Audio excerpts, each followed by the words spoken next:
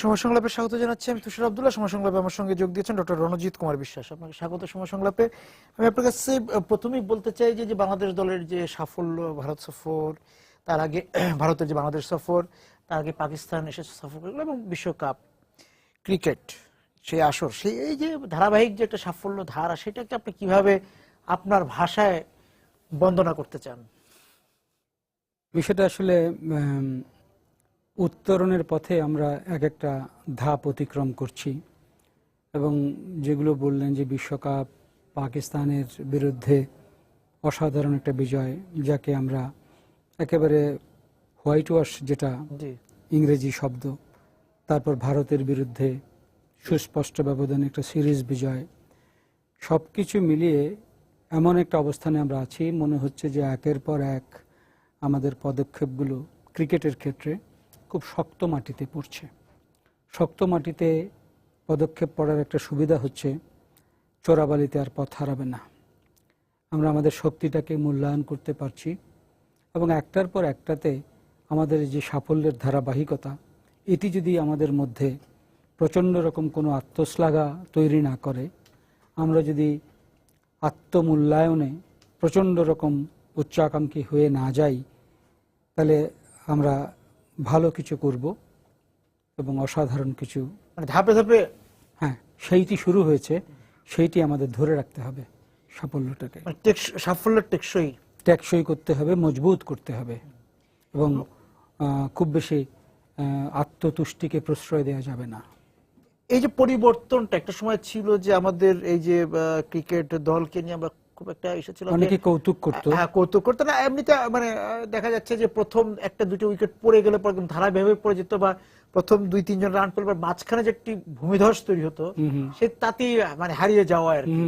সেই জায়গা থেকে আমাদের একদম হারার আগে আমরা এখন আর হারছি না। হ্যাঁ, আমরা এখন সত্যি সত্যি প্রমাণ করছি, ছেড়ে দিচ্ছি না, খেলাটা দিচ্ছি না, এবং সত্যি সত্যি যে প্রমাণ করছি আমরা ক্রমশ পেশাদারিত্বের দিক দিয়ে উন্নত হচ্ছি। এবং ক্রিকেটের মতো যে খেলাটি, যেটিকে বলা হয়ে থাকে, যে ইংরেজরাই বলে আর কি, no cricket game is over until the last ball is bowled or the last run is অনিশ্চয়তার খেলা। অনিশ্চয়তার খেলা। শেষ রানটি হওয়া পর্যন্ত অপেক্ষা করতে হবে, শেষ উইকেটটি পড়া পর্যন্ত আপনি বলতে পারেন না যে আপনি হেরে গেছেন বা আপনি জিতে গেছেন। আমরা আগে অনেকটা এরকম, আপনি যেটা পর্যবেক্ষণ করলেন যে ভূমিধস একটা নাম্বার মতো ব্যাপার, সেইটি এখন বাংলাদেশের ক্রিকেটে একটা অপরিচিত ছবি।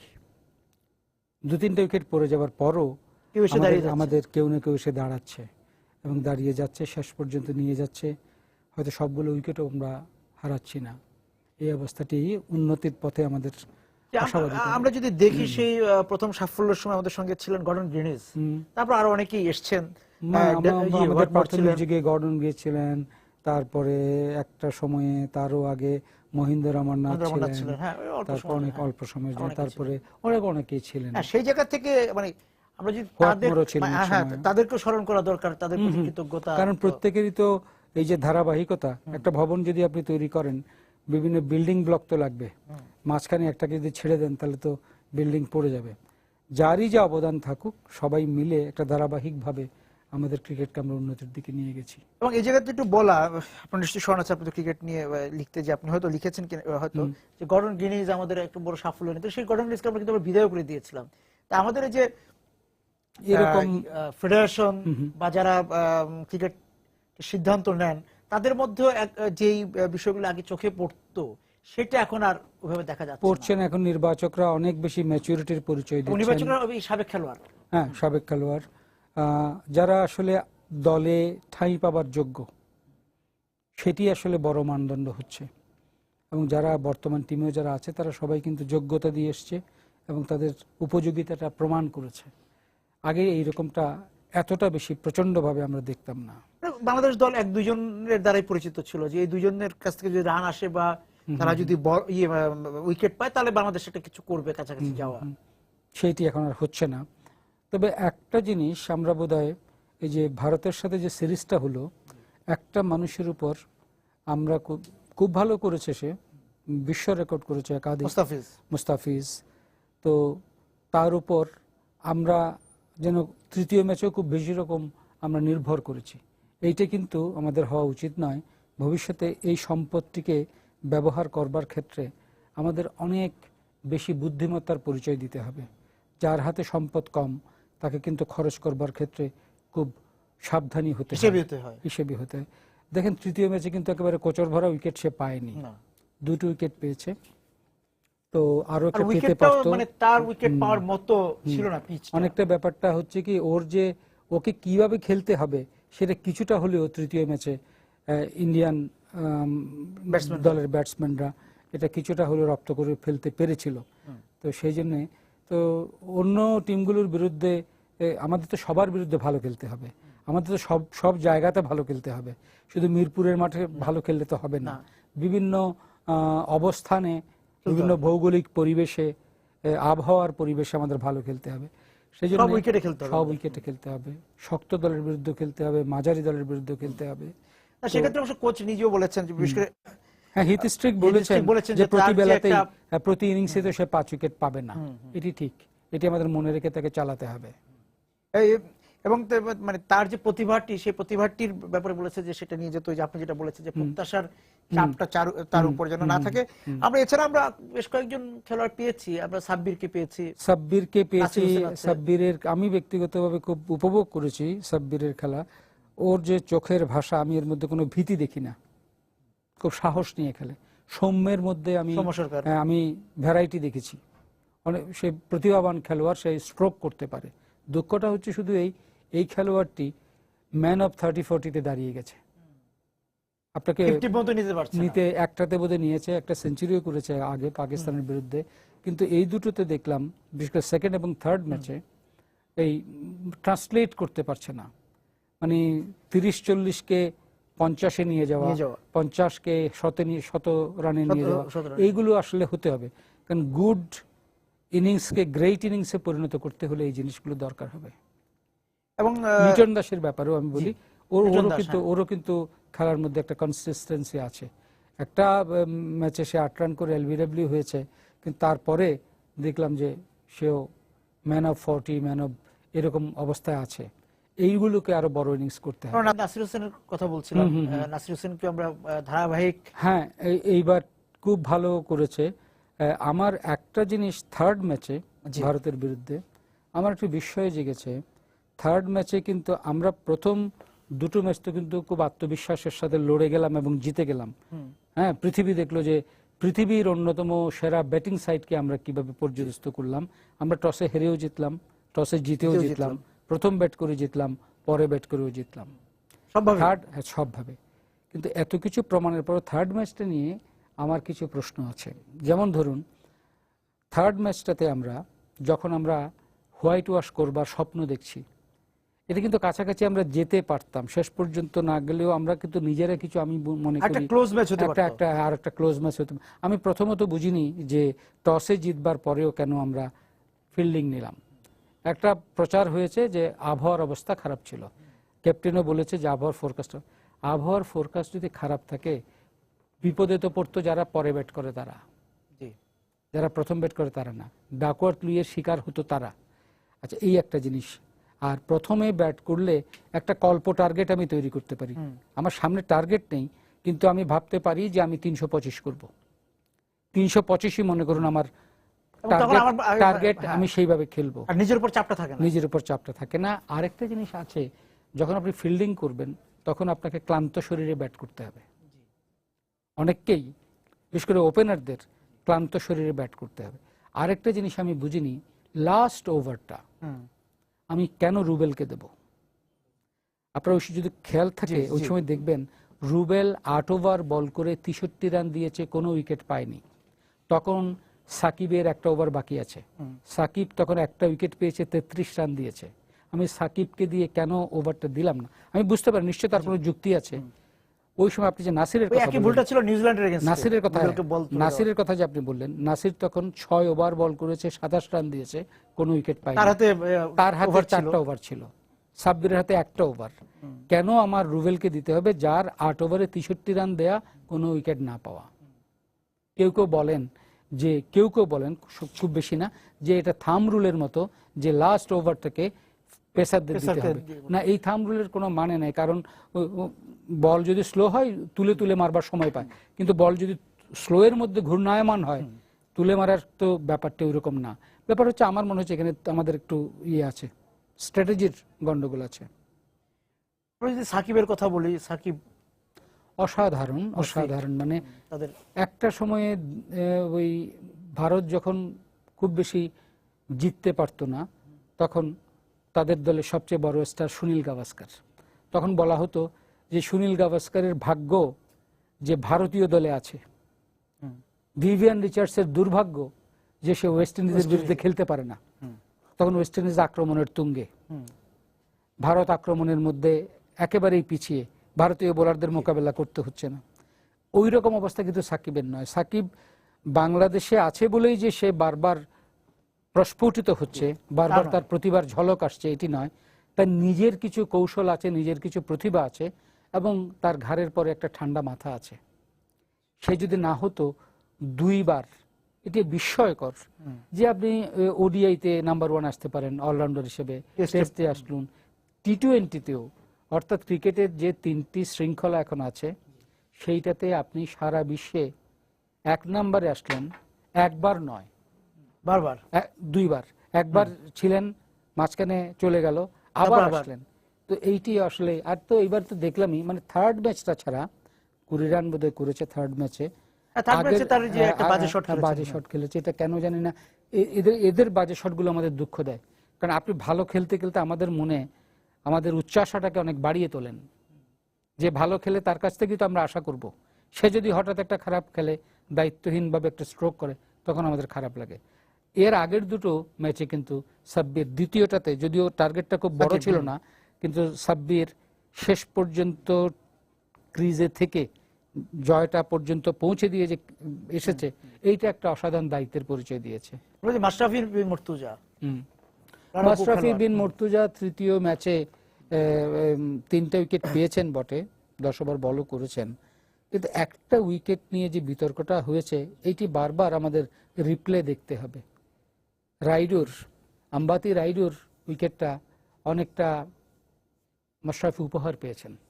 হ্যাঁ, আমরা যদি কোদালকে কোদাল বলি, তামিমের ক্ষেত্রে তাই হয়েছে, তামিমের উইকেটটা ছিল মানে আউট ছিল না, ওই রকম। তো এখন তামিমেরটা আউট ছিল না, সেটা আপনি আউট দিলেন বলে আরেকটা দিয়ে ব্যালেন্স করবেন, এটি কিন্তু ভালো আম্পায়ারিং না। এটি কিন্তু মাঠের যিনি বিচারক, তিনি বিধাতার প্রতিভু। আমি যে সার্বিকভাবে মাশরাফির পারফরম্যান্স বলতে চাই, সেটা ভালো। আমি মাশরাফির প্রথম দুটো ম্যাচে অধিনায়কত্বটা আমার কাছে চমৎকার লেগেছে এই জন্যে, মাশরাফি খুব ভালো করে বুঝেছেন যে আমার হাতের অস্ত্রগুলোকে আমি কিভাবে ব্যবহার করব। নাসিরকে যে ব্যবহার করলেন, উনি 10টা ওভার বল করালেন, এইখানে যথেষ্ট বুদ্ধিমত্তার পরিচয় আছে। অর্থাৎ মুস্তাফিজের ওভারগুলো রেখে দিয়ে নাসিরকে ব্যবহার করে ওদিকে ওভারও চলে যাচ্ছে, নাসির রানও বেশি দিচ্ছেন না, এবং 2টা উইকেট তো অসাধারণ পেয়েছেন। তো এই যে বোলিং অপারেশনটা মাশরাফি খুব ভালো করেছেন। আর সার্বিকভাবে তার অধিনায়কত্ব একদম, মানে আমাদের দেশের মাটিতে বিশ্বকাপ খেলতে পারেনি, পরে আবার ফিরে আসলেন অধিনায়ক হিসেবে আসলেন, এবং তার ওই যোগ্যতাটার প্রশংসা আমাদের করতেই হবে। তো আমরা যখন অনেকগুলো প্রশংসার দিক দেখি, আমরা একটু লোভী হই, আমরা লুব্ধ হই যে মাশরাফির নেতৃত্বে প্রথম দুটো ম্যাচ এত ভালো খেললাম, সেই মাশরাফি তৃতীয় ম্যাচে এসে ছোটখাটো ভুলগুলো না করলেই পারতেন, মানে একটু লোভাতুর হয়ে যায়। এবং সার্বিকভাবে বাংলাদেশ টিমের একটা অসাধারণ। আমরা কি আশা করেছিলাম? আমরা কি একেবারে ভারত কি এমন একেবারে যেন তেন টিম যে আমরা করে আঙ্গুলের গুঁতো দিয়ে তাদেরকে মাঠের বাইরে করে দেবো? অমন তো না। এই পর্যন্ত বাংলাদেশ ভারতের যাদের সঙ্গে খেলেছে এই পর্যন্ত তাদের মধ্যে বেস্ট টিম। এবং তারা যখন পাকিস্তানকে আমরা 3টে ম্যাচে জিতলাম, তখন ভারত সাবধানী হয়ে পূর্ণ শক্তির টিম পাঠিয়েছে। প্রথমে শোনা গিয়েছিল যে পূর্ণ শক্তির টিম পাঠিয়েছে, তার এই অবস্থা হয়েছে। হ্যাঁ, তো আমরা কি আশা করেছিলাম? আমাদের নিশ্চয় সবার আগে আশা ছিল আমরা সিরিজটা জিতবো, সবার আগে আশা ছিল আমরা চ্যাম্পিয়ন্স ট্রফিতে খেলবো, সেটি আমরা যোগ্যতা অর্জন করেছি। আপনি হয়তো জানেন আরেকটা ষড়যন্ত্র শুরু ছিলাম যে ক্রিকেট পড়ার শক্তি বা তথাকথিত মোড়লদের যে একটা ষড়যন্ত্র বাংলাদেশকে আটকে রাখার, এবং তাচ্ছিল্য তো আছে যে বাংলাদেশের সঙ্গে পূর্ণাঙ্গ সিরিজ খেলবো না, এই বিষয়গুলো তো কাজ করে আছে, অনভিপ্রেত কিন্তু বাস্তবে হচ্ছে। একটা ষড়যন্ত্রের কথা আমরা ইঙ্গিত দিয়ে এর আগে গেলাম, জি, সেটা যে বিদেশীয় series। বাংলাদেশ তো মানে সরাসরি খেলতে পারবার মতো দল। যোগ্যতা অর্জন করেছে। এখন যেটা আন্তর্জাতিক ক্ষেত্রে একটা ষড়যন্ত্রের ডিম পুষ্টি পাচ্ছে, ওয়েস্ট ইন্ডিজ এবং পাকিস্তান জিম্বাবুয়েকে নিয়ে একটা ত্রিদেশীয় সিরিজ খেলবে। তাতে হবে কি, তাদের যে আশা সেটা হচ্ছে ওরা তো দু একটা ম্যাচ করে তো জিতবেই, জিতলে যে পয়েন্টটা তাদের বাড়বে তাতে তাদের আশা যে বাংলাদেশের যে অবস্থান তারা ছাপিয়ে যাবে। যেমন এই মুহূর্তে ওয়েস্ট ইন্ডিজের সাথে বাংলাদেশের পয়েন্ট ব্যবধান 4, পাকিস্তানের সাথে 7। তো এইভাবে যদি তারা কিছুটা নিজেদের কোলে যদি কিছু পয়েন্ট টেনে আনতে পারে, তারা ভাবছে যে বাংলাদেশকে আমরা ওই যেভাবে চাচ্ছিলাম একেবারে মিনোজদের দলে ফেলে দেওয়া, চ্যাম্পিয়ন্স ট্রফি বাংলাদেশ খেলতে পারবে না। এই বিষয়গুলো যদি হয়ে যায় তাহলে একটু দুশ্চিন্তার বিষয় তো আছে। তারপরে যে সামনের যে সিরিজ প্ল্যান গুলো হবে সেখানেও তো বাংলাদেশকে যদি, যেমন ভারত যতটুকু শুনতে পেয়েছি, ভারত বলছে আগামী বছর বাংলাদেশকে তারা ডাকবেন, খেলা হবে। সেই জায়গা থেকে এই যে ভারতের সঙ্গে যে সাফল্যটা, সেটা তো কিছু ইতিবাচক তো ক্রিকেট অঙ্গন, বিশ্ব ক্রিকেটে বাংলাদেশকে কিছুটা ফায়দা তো এনে দিবেই। তা তো বটে, সে ব্যাপারে কোনো সন্দেহের অবকাশ নেই। কিন্তু ভারতের সাথে দেখুন, আমরা এখনো কিন্তু ভারতে গিয়ে খেলতে পারিনি, কোনো টেস্ট ম্যাচ নয়, ওডিআই নয় এতদিন। আবার এই ধরনের আমাদের টেস্ট স্ট্যাটাস পাওয়ার ক্ষেত্রে কিন্তু ভারতের একটা ইতিবাচক ভূমিকা ছিল। ইতিহাস বলে যে পাকিস্তানের টেস্ট স্ট্যাটাস পাওয়ার ক্ষেত্রেও ভারতের ভূমিকা ছিল, কিন্তু সেই স্ট্যাটাসটা পেয়ে যাওয়ার পর আমরা কিন্তু সফরগুলো বিনিময় করতে পারছি না, মানে এক্সপোজারটা ভারতে গিয়ে আমরা আমাদের খেলোয়াড়দের দিতে পারছি না। তো আমরা আশা করব যে এইটির অবসান হবে। এই উন্নাসিকতার কারণ কি? উন্নাসিকতা যদি বলেন, এর কারণ হচ্ছে উন্নাসিকতার কারণ উন্নাসিকতা, সোজা সাপটা কথা আর কি। এইটি আপনার গ্রহণ করবার, খেলোয়াড়দের আচরণ বা ওখানকার যারা টিম ম্যানেজমেন্ট বা কর্মকর্তা আছে, এইটি আমার মনে হয় যে খেলোয়াড়দের আচরণের চেয়ে টিমের যে ব্যবস্থাপনা, তাদেরই বোধহয় একটি ভাববার বিষয় আর কি, যে কেন ওদেরকে আমরা আমাদের দেশে আনিয়ে খেলার সুযোগ দিচ্ছি না। এইটি একজন খেলোয়াড়ের থেকে কিন্তু যারা পরিচালক, তাদের ইচ্ছা, অনিচ্ছা, অর্ধ ইচ্ছা, সদিচ্ছা সবকিছুর উপর নির্ভর করছে। বাংলাদেশের ক্রিকেট বোর্ডের যে বর্তমান যে নির্বাচকরা আছেন, যেভাবে টিম ম্যানেজমেন্ট সাজানো হচ্ছে, নতুন খেলোয়াড় তৈরি করার যে চেষ্টাগুলি হচ্ছে, সেই জায়গা থেকে যদি আপনি বলেন যে এই যে এখন যে এক ধরনের যোগান অব্যাহত আছে, সেটা তো অব্যাহত রাখতে হবে। আমাদের কিন্তু অনেক খেলোয়াড়কে আমরা বসিয়ে রাখছি, যারা একসময় এই মানের খেলোয়াড় জাতীয় দলে আমরা পেতাম না। হ্যাঁ, বসিয়ে রাখছি। কোথাও কোথাও কিছু বাস্তব কারণও আছে, যেমন ধরুন মাহমুদুল্লাহ রিয়াদ খেলতে পারছে না, বিজয় খেলতে পারছে, লিটন দাস এসে গেল। এখন মনে করুন লিটন দাস এসে আবার ভালো করলো, ভালো করার পরে যখন মুশফিক যখন আবার উইকেট কিপিং এ ফিট হবে, তখন হয়তো তার জায়গাটি থাকবে না, ভালো খেলবার পরেও। এইরকম বিষয় যে কারো কারো হয়েছে, মনে করেন আপনি কারো ইনজুরির জন্য বা কোনো কারণে আপনি আরেকজনকে রিপ্লেসমেন্টে নিয়ে আসলেন, সে যখন আগের জনের চেয়েও ভালো খেলে ফেলে, এইরকম বিষয়গুলো দাঁড়িয়ে, যেটা শুধু বাংলাদেশের এই যোগানটাকে আমরা বলছি যে যোগানটা তো অব্যাহত রাখতে হবে। যোগানটা সবসময় রেডি রাখতে, একটা সেকেন্ড লাইন অফ ডিফেন্স বলুন, বা একটা দ্বিতীয় একটা ভান্ডার ঘর। আগে আমরা বলতাম যে দুটো দল রাখে, একটা ওয়ান ডে এবং টেস্টের জন্য আলাদা দল রাখতে হবে, সেটা একসময় দাবি ছিল। এখন তো সেটা হয়ে গেছে বাংলাদেশে, অনেকটা সেরকম তো হয়ে গেছে, কারণ আমাদের তো খেলোয়াড়দের এখন ওয়ান ডে স্পেশালিস্ট কিছু তৈরি হয়ে গেছেন, টেস্ট ম্যাচের স্পেশালিস্ট তৈরি হয়ে গেছেন, এই আর কি। সেই জায়গা থেকে যেমন ধরুন মুমিনুল টেস্ট ম্যাচের জন্য খুব ভালো ফিট করে গেছেন, ওকে আমরা ওডিআইতে না খেলিয়েও পারছি। এরকম বিলাসিতা আরো কয়েকজনের বেলায় আমরা দেখাতে পারছি। আমাদের শুভাগত হোম একটা ম্যাচে তো আমরা 3 জনকে বোধহয় খেলিয়েছি টেস্ট ম্যাচে, শুভাগত হোম, সৌম্য, এরা নতুন যারা এসছে।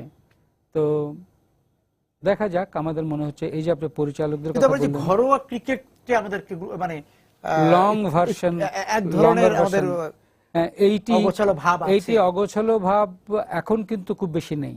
এখন কিন্তু আস্তে আস্তে গুছানোর দিকে আমরা ঘরোয়া ক্রিকেটটা নিয়মিত করা, হ্যাঁ নিয়মিত করা। এখন যে ওই জোনাল খেলাগুলো হচ্ছে আপনি দেখে থাকবেন, এইখানে প্রচুর ব্যাটসম্যান খুব ভালো রান করছে, সেঞ্চুরি করছে, ডাবল সেঞ্চুরি করছে, 5 উইকেট পাচ্ছে, 7 উইকেট পাচ্ছে। এইটি হচ্ছে আসলে ক্রিকেটের বীজতলা, সিড ব্যাট। এইখানে যদি আপনি তৈরি করতে না পারেন, তাহলে আপনি যে যোগান দেওয়ার কথা বললেন, যোগান দিতে গিয়ে আটকে যাবেন। তো এইটি ভালোর দিক। সবসময় তো আপনার একটা জিনিস মনে রাখতে হবে যে ভালোর ব্যাপারে আপনার প্রত্যাশা অনেক উঁচুতে বাঁধা থাকতে পারে, কিন্তু ভালোর তো কোনো চূড়ান্ত বিন্দু নেই। এখানে সে বলবেন না যে আমি আর ভালো চাই না। সব জায়গাতে একটা কথা আছে, মানে উন্নয়নের ঘরটি হচ্ছে সবচেয়ে বড় ঘর, biggest room is the improvement. তো এইখানে সেই কাজটি আমাদের একটু আশাবাদ সঞ্চার করছে। এখন যারা নির্বাচক আছেন, পরিচালক আছেন, তারা একটু মেধা দিয়ে করছেন, মনন দিয়ে করছেন এবং মনোযোগ দিয়ে করছেন এবং তার ফলও পাচ্ছে। আরেকটা জিনিস আমি বলি, আমাদের যে কোচিংয়ের যে ব্যাপারটা হচ্ছে এখন, যারা প্রশিক্ষণ দিচ্ছেন, বোধহয় বাংলাদেশ অতীতের যে কোনো সময়ের চেয়ে ভালো এখন ভালো প্রশিক্ষকদের হাতে আছে, বা সমন্বয়টা ভালো হচ্ছে। সমন্বয়টা ভালো হচ্ছে, এটি খুব দরকার। এবং এই জায়গা থেকে এই যে একটা দীর্ঘ ইনিংস খেলা, আর যে সুযোগ ঘরোয়া ক্রিকেটে দিতে হবে, সেই প্ল্যানিং গুলি করে, এবং ক্রিকেট একাডেমির কথা বারবার বলা হচ্ছিল, সেই একাডেমিগুলির দিকে মনোযোগ, পেসার হাট, এই মনোযোগগুলো পর্যায়ক্রমে দিতে হবে আমাদের, কারণ না দিয়ে উপায় নেই। কারণ আমাদের তো এই একটা জায়গায় এসে মানে যা কিছু সাফল্য পেয়েছি তা নিয়ে আত্মশ্লাঘার স্ফীতি নিয়ে আমার বসে থাকলে হবে না, আমাকে তো মুভ করতে হবে। দাঁড়িয়েও যদি থাকি আমি একটা জায়গায়, সেটাও পিছিয়ে পড়া, কারণ আমার দাঁড়িয়ে থাকার সময় অন্যরা এগিয়ে যাচ্ছে। হ্যাঁ, আরেকটা অপেক্ষার সুযোগ নাই, অপেক্ষার কোনো সুযোগ নাই, যেতে হবে, ক্লান্ত হওয়ার সুযোগ নাই, ঘুমিয়ে পড়ার সুযোগ নাই, এগোতেই হবে।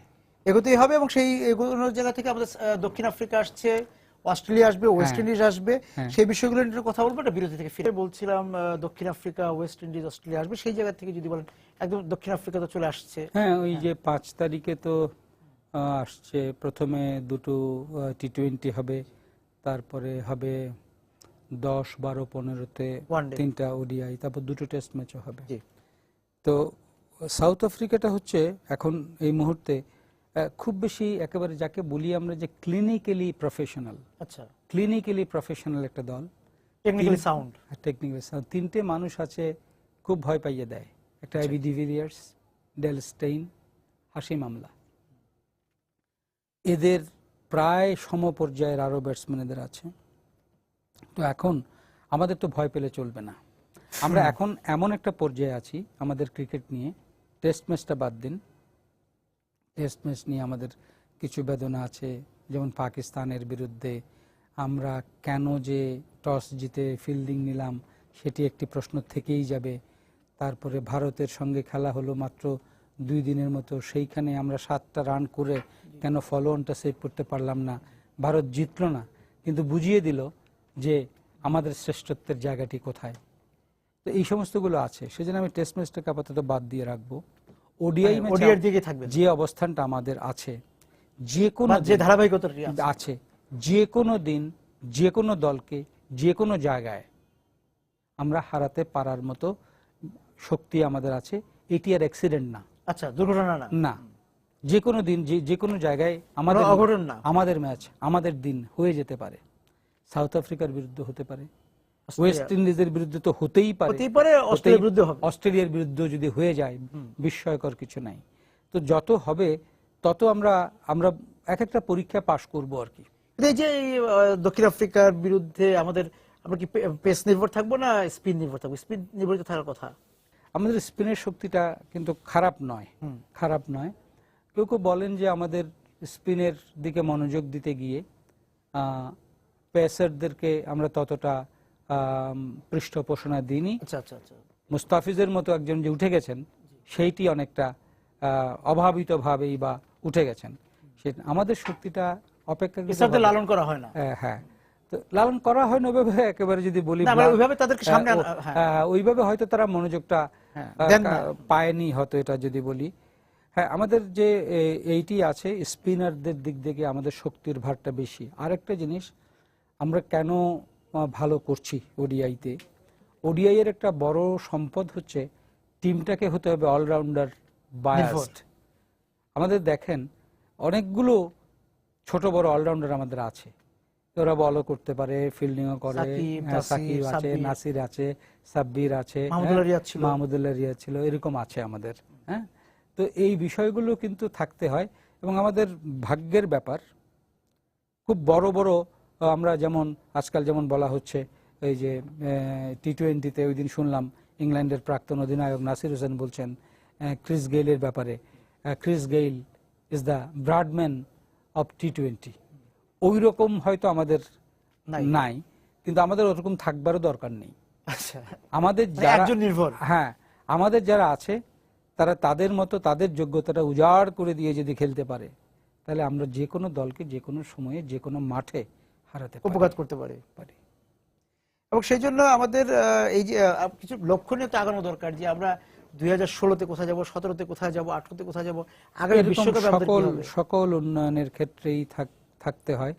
নিশ্চয়ই বিশ্বকাপ যদি বলেন, আমরা তো ধাপে ধাপে এগিয়ে এবার কোয়ার্টার ফাইনাল পর্যন্ত গেলাম। কি দুর্ভাগ্য হয়েছে, অনেকটা মানব সৃষ্ট দুর্যোগের মতো আমরা আমাদের স্বপ্নের বলি হলো একটা জায়গায়। ক্রিকেট অনিশ্চয়তার খেলা, ওই দুটো বলি না হলে একটা ব্যাটসম্যানকে আমরা আউট করতে পারিনি, তিনি পরে সেঞ্চুরি করলেন। আরেকজন আমাদের ব্যাটসম্যান যিনি পরপর দুটোতে সেঞ্চুরি করেছেন, তার ছক্কা হলো নাকি তার পাটি ইয়েতে লাগলো, সেইটি না পেরে ওইখানেও আমাদের একটা হলো। তো এই সমস্ত বিষয় আছে আমাদের। তো এইগুলো পরেও এগুলো না হলে যে আমরা জিতে ফেলতাম তাও কিন্তু আমি বলি না, কিন্তু এইগুলো ক্রুশাল জাংশচারে, ক্রিকেট ম্যাচের ক্রুশাল জাংশচারে এই ধরনের একটা তর্কনীয় সিদ্ধান্ত অনেকটা পিছিয়ে দেয়, কারণ একটার পর আরেকটা দুর্ভাগ্য টেনে আনে। তো আমি মনে করি যে এবার তো আমরা কোয়ার্টার ফাইনালে গেছি, বিশ্বকাপের আগামী আসরে আমরা কোয়ার্টার ফাইনালটা আমার আশা করছি, আমার আশাবাদ যে আমাদের এই শক্তি আছে, একেবারে মিনিমাম টার্গেট তো কোয়ার্টার ফাইনাল থাকতেই পারে, সেমিফাইনালে যেতে পারি, আমরা এগিয়ে যেতে পারি। মাঠের বাইরেও তো এক ধরনের লড়াই হচ্ছে, লেখালেখির ক্ষেত্রে, মাঠের বাইরে কলমের লড়াই বা কিবোর্ডের লড়াই, তা হচ্ছে, লড়ালড়ি হচ্ছে। এইগুলো আসলে উইথস্ট্যান্ড করতে হয় মনের জোর দিয়ে। ক্রিকেট নয় শুধু, সব জায়গাতে এই লড়াইগুলো আছে এবং এই লড়াইগুলো মনের জোরে জিততে হয়। ক্রিকেট মাঠের খেলা, ফুটবলও মাঠের খেলা, কিন্তু সবার আগে এবং সবার উপরে এবং সবার শেষে এইটি মনের খেলা, মনের যুদ্ধ।